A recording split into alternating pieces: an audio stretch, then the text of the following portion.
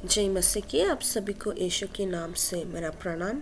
आज प्रभु हमारे जीवन में उस उत्तम अंश को हमारे जीवन में कैसे चुनना चाहिए और कैसे पाना चाहिए, एक वाक्य के द्वारा प्रभु हमसे बात कर रहे हैं।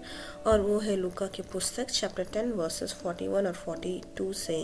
वाक्य कहता है कि मार्ता है मार्ता, तो बहुत सी बातों के लिए चिंतित और व्याकुल रहती है, किंतु बस एक ही बात आवश्यक है।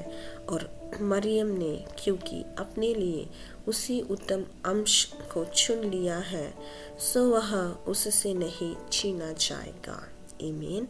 इस उत्तम अंश का एक कार्य है जहाँ मरियम ने प्रभु के चरणों में आकर प्रभु की बातों को सुनती है, उस पर ध्यान देते हैं। हमारे जीवन में भी हमें प्रभु के बारे में सब कुछ पता है, फिर भी हमारे काम के अनुसार हमारी पढ़ाई के बीच में और इस लोक के कार्य के बीच में हम दौड़ते हैं।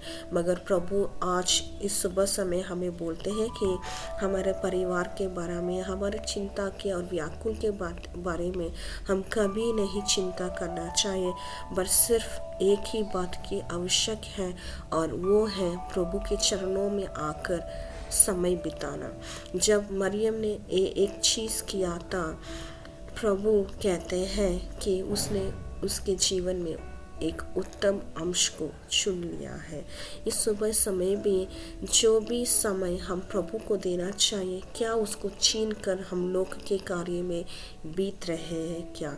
इस सुबह समय हमारे जीवन में भी हमें एग्जामिन करना चाहिए और सोचना चाहिए, क्या हम प्रभु को देने वाले समय को दे रहे हैं या उस समय को छीन रहे हैं।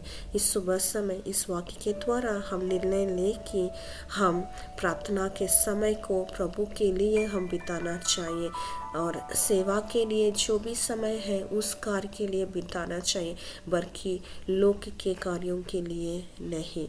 हमारे जीवन में सिर्फ एक ही बात की आवश्यक है, और वो है प्रभु के चरणों में आकर उसके पास समय बिताना।